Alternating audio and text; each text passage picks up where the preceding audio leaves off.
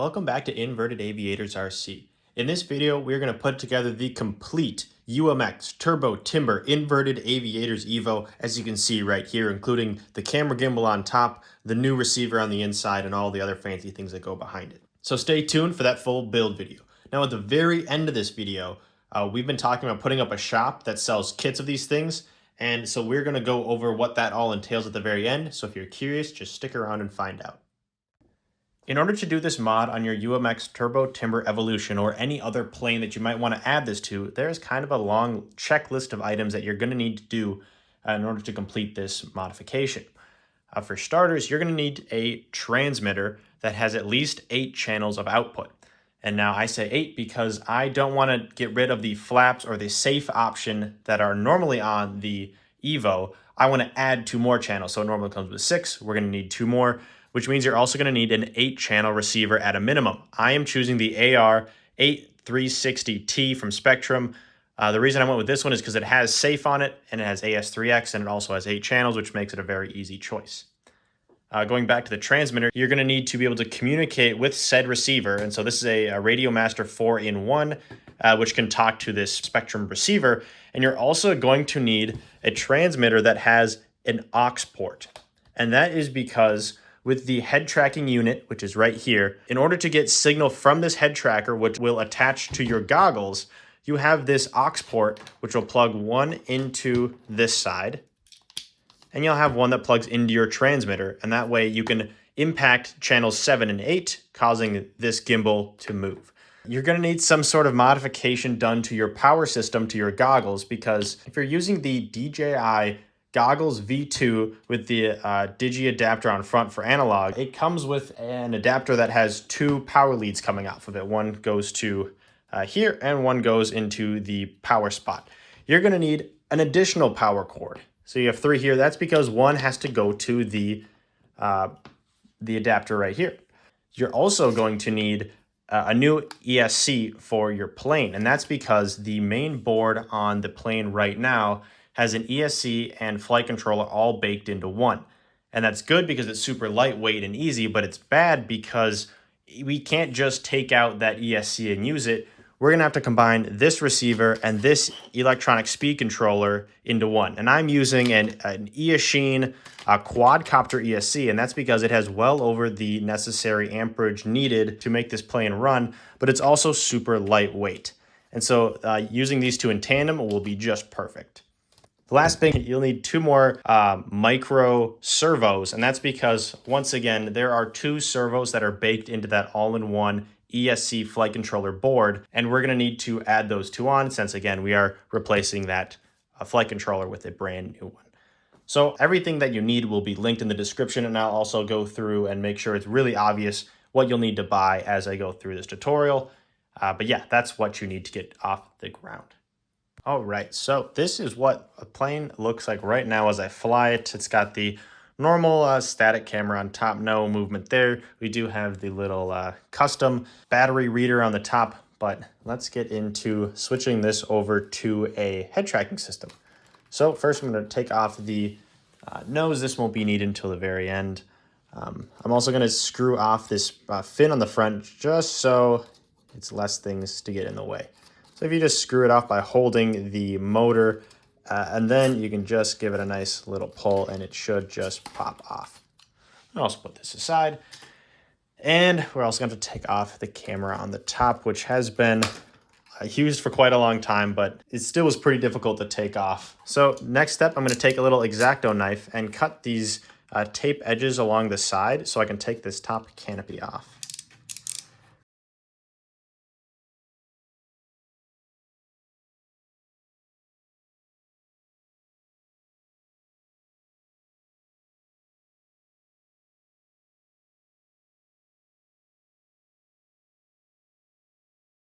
Just like that, we have the whole top is now unattached. So that is, looks kind of silly, but that's exactly what we need to do. All right, so the next steps are then on the inside here. We'll make sure your X-Acto knife is all safe and put away. On the inside here, there are a few different connection points for the servos, like the ailerons and the flaps, they go to the board. So we are going to get in there and unplug all of these different connections so that we can take this top wing completely off.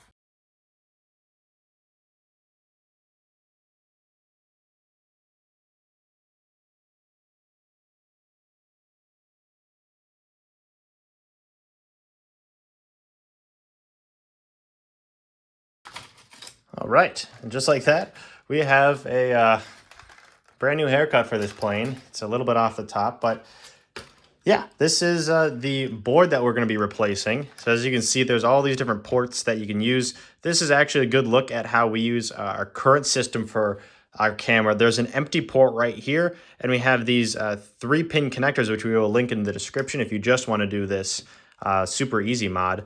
But we can take this cord out as well because we won't be needing that. But again, super simple mod if you guys do want to just throw on a camera. So looking at this here, we have these 2 servos that control the rudder and the elevator, which we still need to control those, obviously. And that is what these extra servos are going to be for. We're going to mount these somewhere else. And there's also, at this end, you can see there's some motor wires, the red, black, and blue ESC wires come off of this baked-in ESC and go straight underneath here and plug in on this side to the motor. So we're going to have to unhook these control arms so that we can take off this servo. Then we're going to have to cut away at all of this glue and foam that keeps the board itself in place.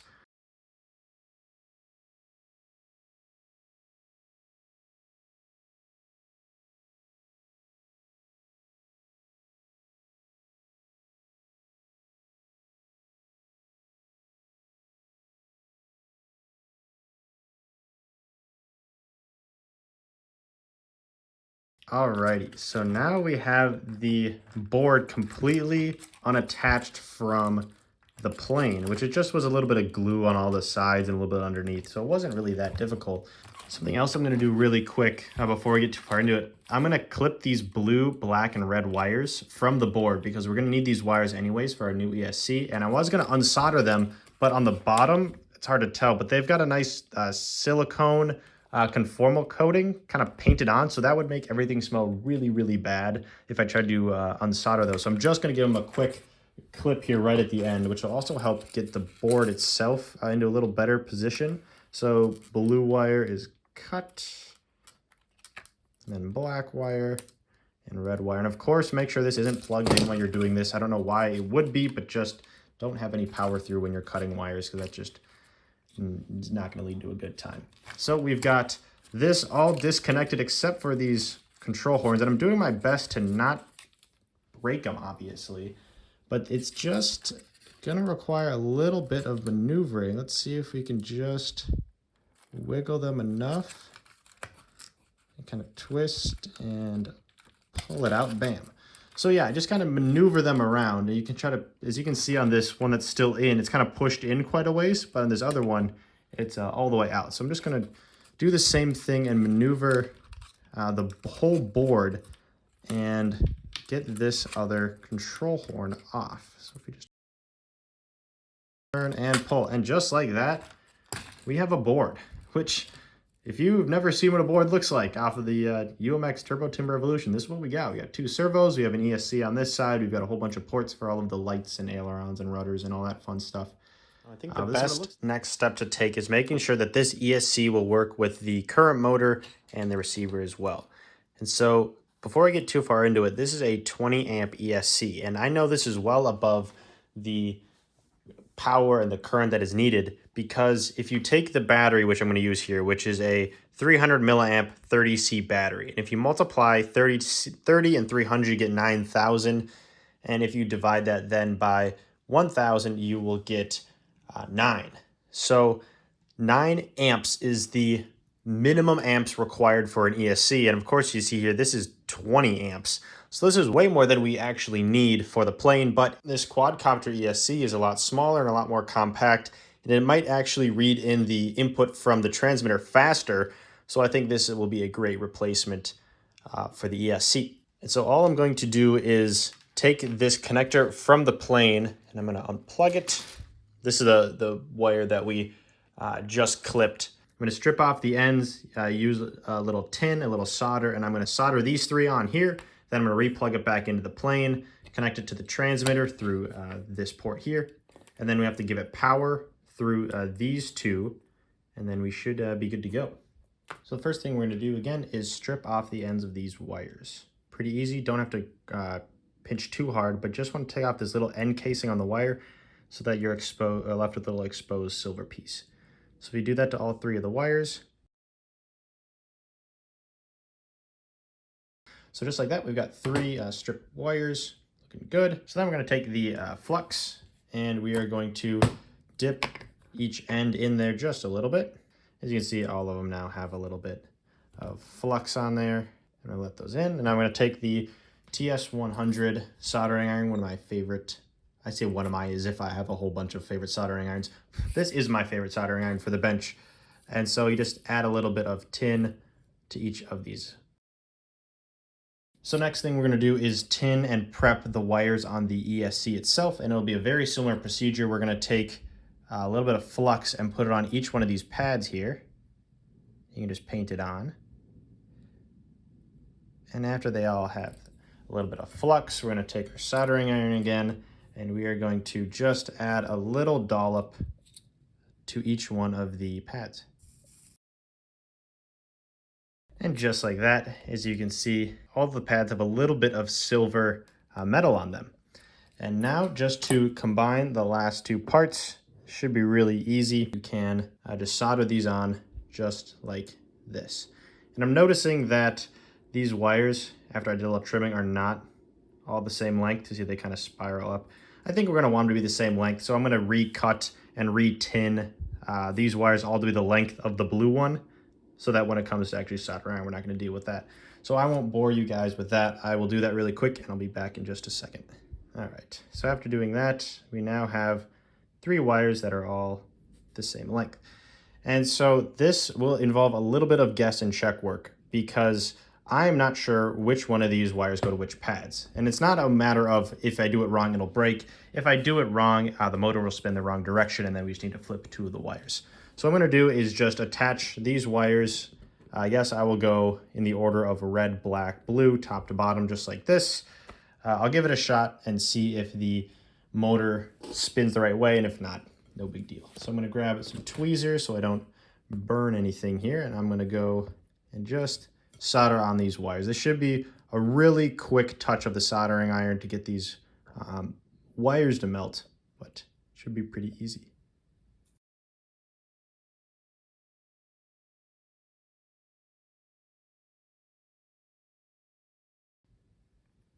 Three. All right, all pretty easy. And so I'm gonna put the soldering iron away. I'm actually gonna clean it first, which just means rubbing it on a wet sponge. So you can see all this little metal shavings get off, and allows the soldering iron to cool off in a safer way, or a better way for the thing. So now we have all three of our wires attached. This is just how it works for now. And we also have to give this ESC power somehow. So I'm gonna take the power cord from the old board, and I'm not gonna unsolder it, because you can see there's all of this black waterproofing done, and if I unsolder it, it's going to just smell real bad. So I'm just going to cut it right here at the end, which will give us a nice wire to work with. Cut one, cut two. Now if you do want to go back and use this board, because it is a good board, you just have to kind of cut away at all this gunk here. So it'll be the very similar process of stripping these wires, dipping in some flux. I'll throw it on here just so it's easy. I should also note that you need to use some heat shrink here to protect the wires, because these ones are not connected to pads, they're connected to other wires. So I'm just going to grab a little bit of heat shrink and make sure that they are the right sizes, and just a little off, so I'm going to go one bigger. I will link in the description this little box of heat shrinks we have right here, a whole ton of them, which makes finding the right wire or the right casing really easy. So now this is one step bigger, so that's clearly the right size. So I'm just going to cut this. I won't need it in half. I'll just cut it in about thirds, just so we have some nice pieces to work with. And I'm going to slip these all the way down so that they're out of the way. and won't accidentally get heated up by the soldering iron. And then we're also going to tin up these. And then just like the previous wires, we're going to add a little bit of tin to the soldering iron. And we're going to just wait for the sizzle. Sizzle. Bam. And then same thing with these wires down here. All right. In order to provide power to this ESC, something we have to consider is that this ESC has just a signal and a ground wire that will eventually connect to your receiver. And so we don't have power going, it'll connect like this, and we will have power going to the ESC, but no power going to the receiver, and that's a problem. So to get around this, we're going to throw in this other servo wire, which has power and ground, and we're going to go a triple connector here. So it's going to go connector to the battery, and then the wires to the ESC and the wires that go to the receiver will all combine here, and then they'll get all heat shrunk together and all combined. And so we'll have power and signal then going up to the receiver, and we'll also have power and signal going out to the ESC. So again, this is going to be as easy as combining all three red wires and all three black wires just together. And there's nothing else really fancy being done. So I'm going to just solder these two together and then add this one. And then I'm going to solder the black wires and then add the other black one. It'll be super simple. I'll show you guys once that's all done. I also should say add in some heat shrink onto these wires before you start soldering anything. And then once they're done, just slide it on. But I will show you the progress once we get there.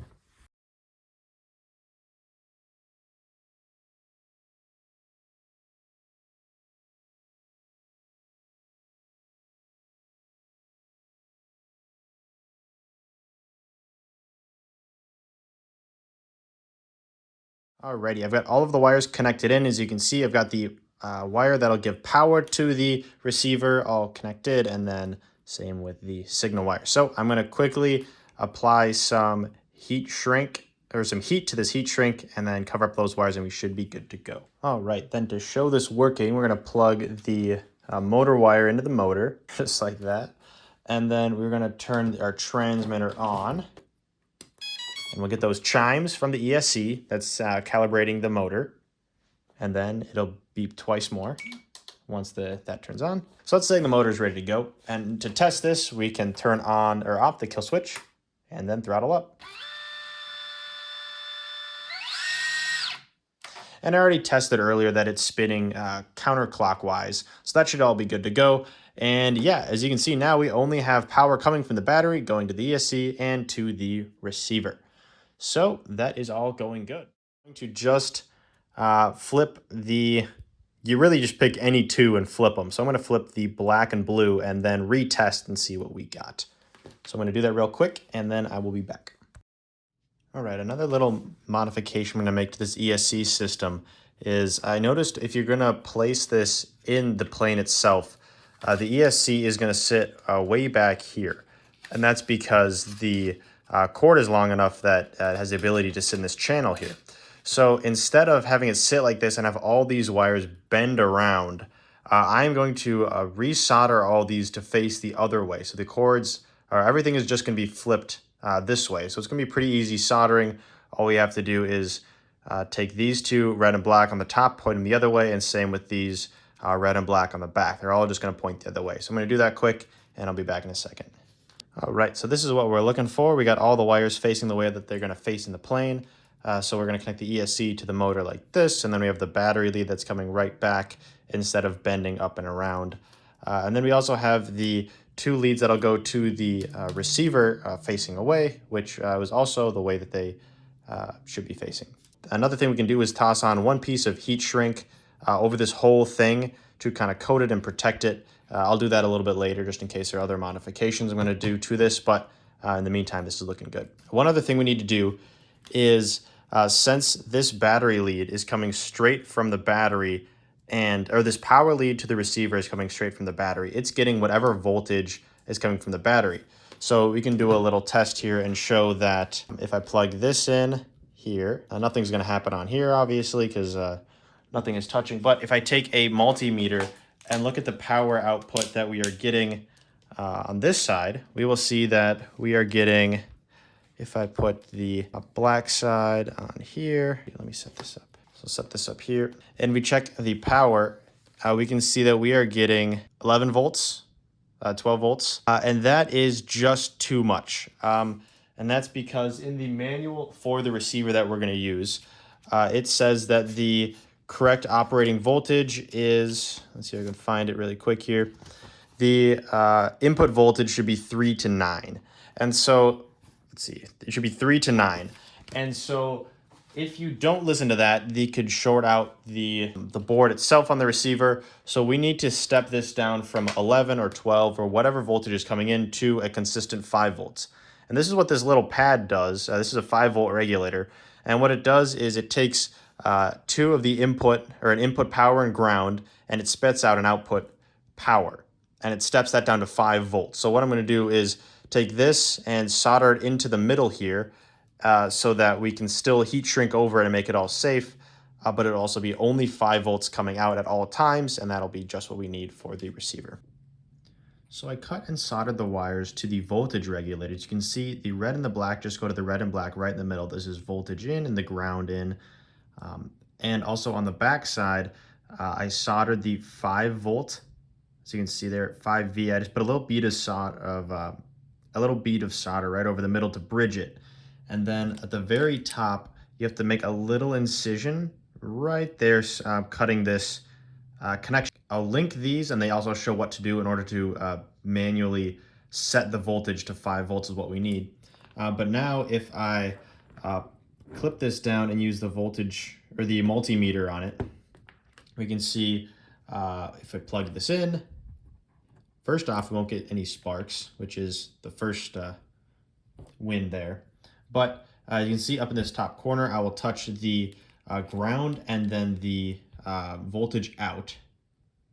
4.38, 4.4, and that is exactly what we need because that is right in the acceptable range of voltage in for our receiver rather than the 12 volts that we'd normally get from our battery. So that part is looking good. I'm going to solder on the other wires, and it's going to go, well, first unplug. I'm not going to make that mistake again, but so the wiring out is going to be the black ground wire is also going to be the ground wire for the out cord. And then this pad on the right hand side is going to be the positive wire out. So it's going to be a black wire and a red wire. I'm going to put it on this other side. So you can put them on this side, the black and red, and they're going to be facing this way. And then I'm going to put some heat sink on this whole thing. And then we're going to have a nice encased voltage regulator within our system. So I'm going to do that real quick, and then we'll be right back. All right, that should be all we need. And if I flip this back over, we now have a wire coming out, and we can test this right away to see if everything is working correctly. So once again, I'm going to take the multimeter out and test to see if we are still getting the correct voltage. I don't know why we wouldn't, because all I did was solder on 2 wires, which I was already testing, but it's a good practice to test a lot and not wait till the very end to see if anything went wrong. So I'm going to actually first check continuity. And what that means is I'm trying to make sure that there are no accidental bridging of pads. So you can see if I touch these together, that thing chimes, that thing being the multimeter. So if I touch these 2 red and black pads together that we just put together, we should hear no chime.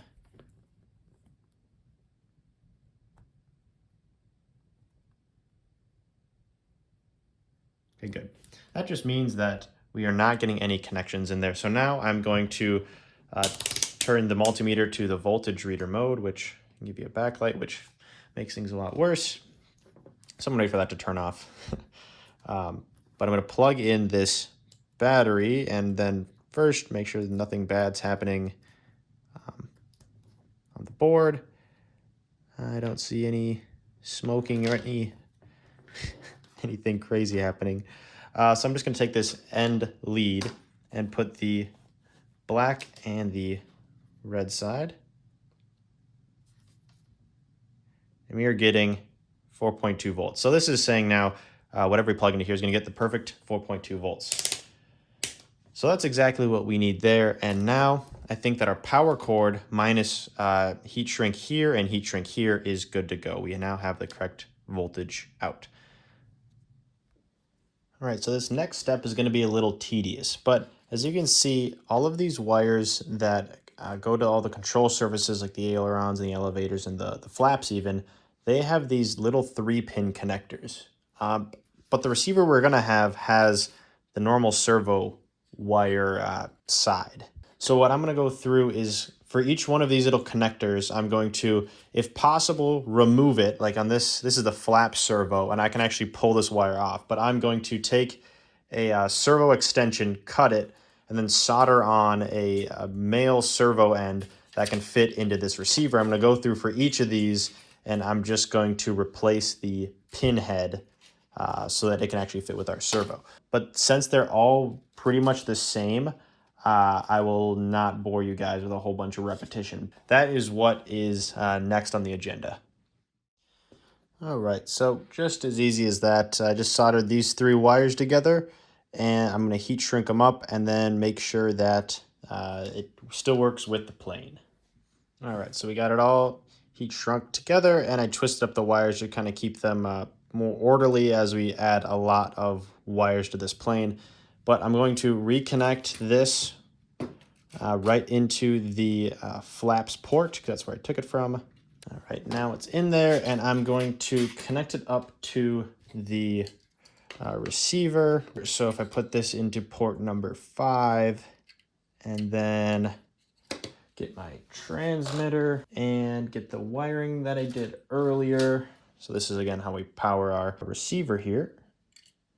So if we give it some power, geez, we have the flaps connected right up, and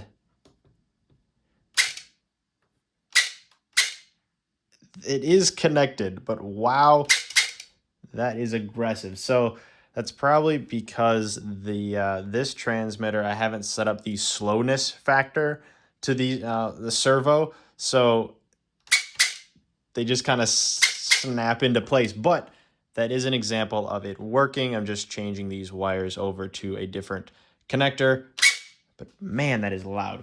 But I am going to time-lapse the rest of these connections, transferring them over to the correct connector, and then I will see you guys once those are all done.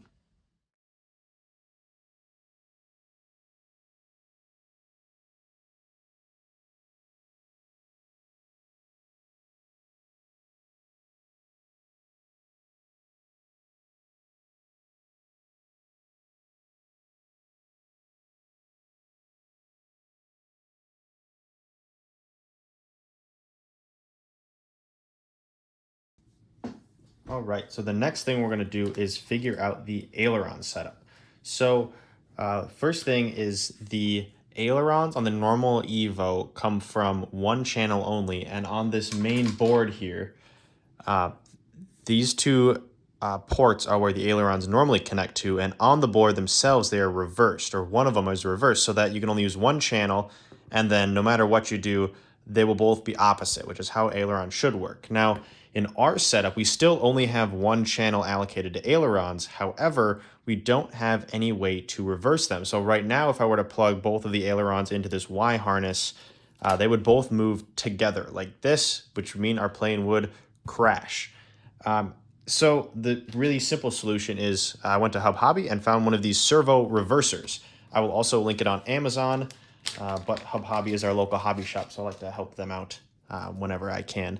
But it looks like this, and all it does is there's an in channel which goes in, and then the board on here takes whatever signal it's receiving and throws a negative in front of it, or just reverses it, and sends an out channel straight to our receiver, or to our plane. And so if we plug this in into the correct channels on the receiver, and then into one of the Y leads, if you plug in this reverser, we then have these 2 out ports which go to our 2 aileron servo ports, which we put together earlier. So if I connect those in as well, and then turn on the transmitter, always turn on the transmitter first.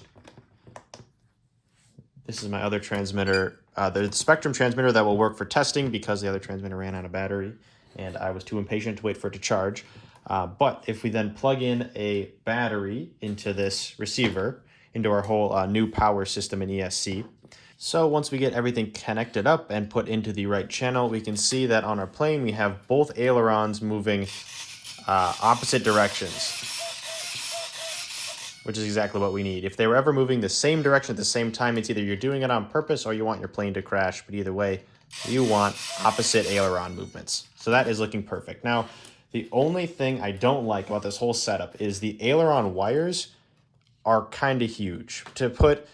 If I put this in the middle of the plane, we're gonna have all of this extra wiring going to these two servo ports. So what I think I'm gonna do is chop down every part of this to get rid of a lot of this extra wire. So I'll probably cut this down so that it's shorter before the Y lead, and then I'll cut out a lot of this middle wire because I'll go from right here straight into this board and then straight out of the board to up here. So I'll cut out a lot of this wire, but I will show the process probably sped up because otherwise that'll be a long-winded journey. But I'm just gonna be cutting out a lot of this extra wire so then when the time comes to fly it, we're not plagued down by a whole bunch of extra weight. So I'm gonna do that and I'll show you guys what it looks like.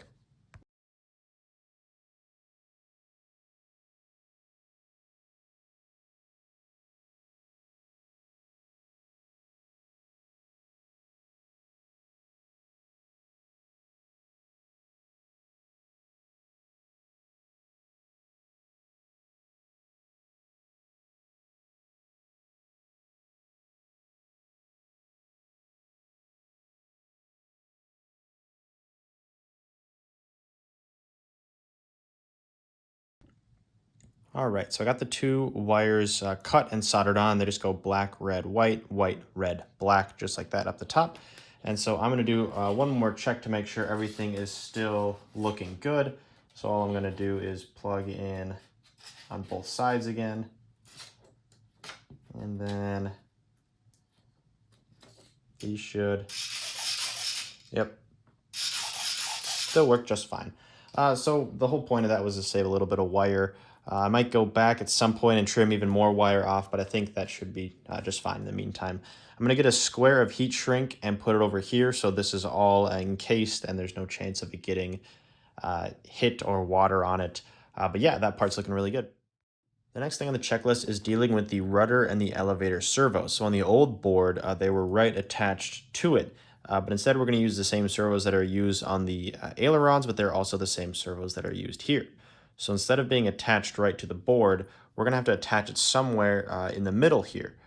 And the issue with how it is set up right now is there is a bar in the wing. So you can see this bar right here is right where the servo would line up.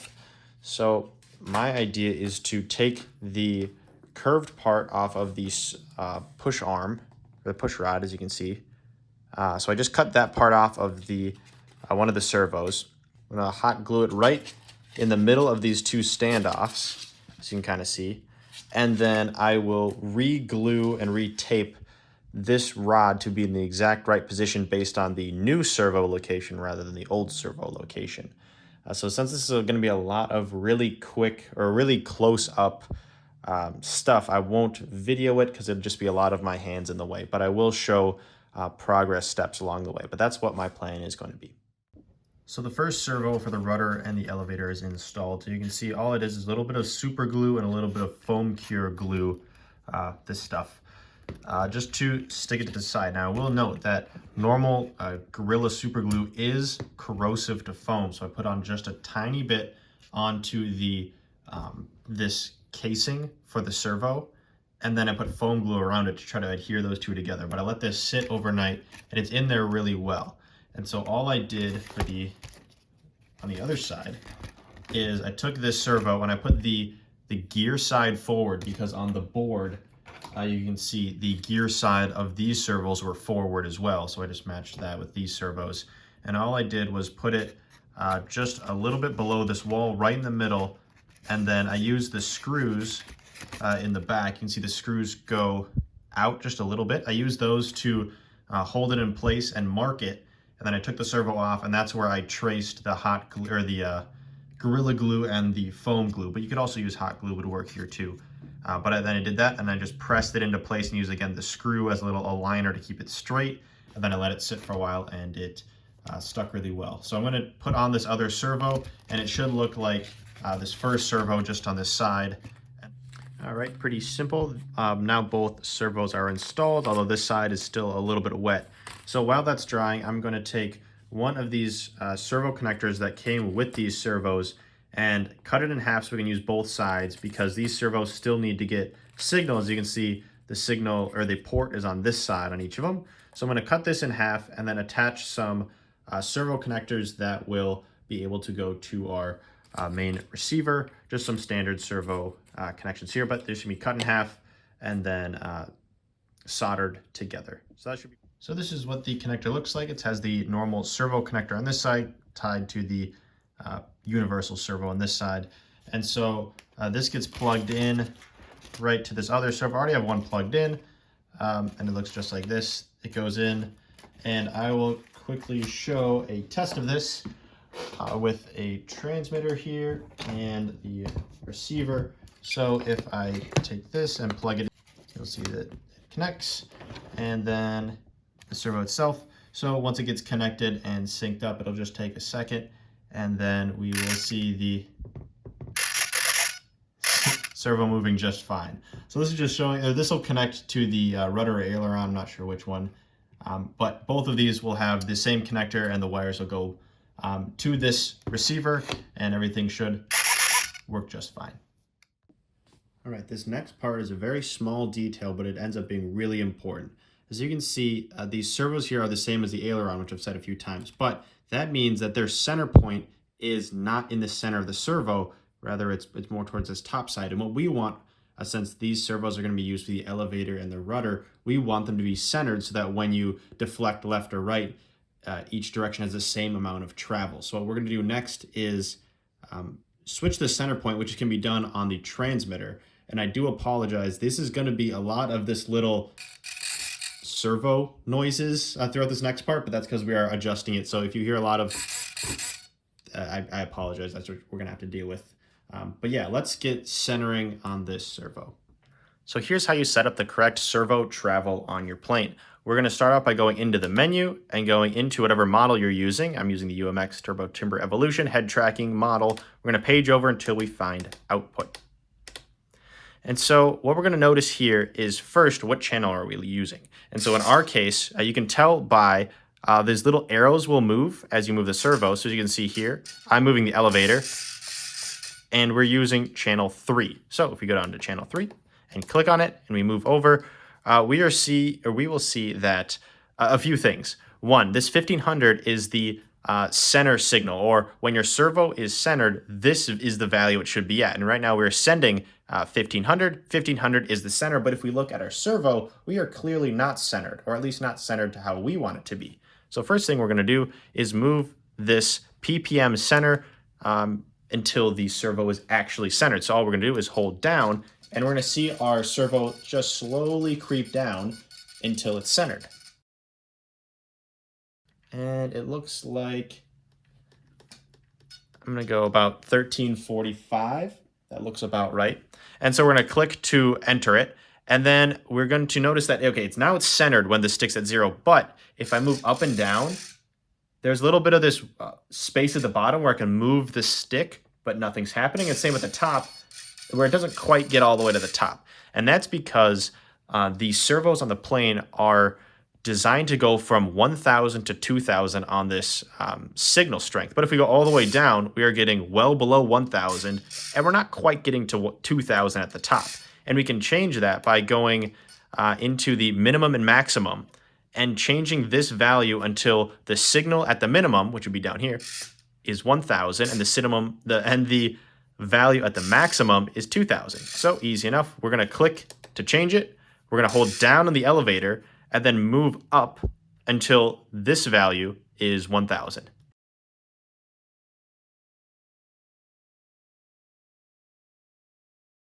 And you'll also notice that as we're doing that, at the very end, you heard that servo start to move again. And that's because now we're actually receiving input at this very bottom. So now, as I move it just a little bit, we are getting servo movement. We're not getting this dead zone at the bottom. And we can also see the signal out is 1000. That is perfect. But again, at the top, we're not getting to quite 2000. So we're going to do the exact same thing on the maximum. So we're going to click on it to change it. We're going to pull up on the elevator and then move up on this value until we see 2000 as the output signal.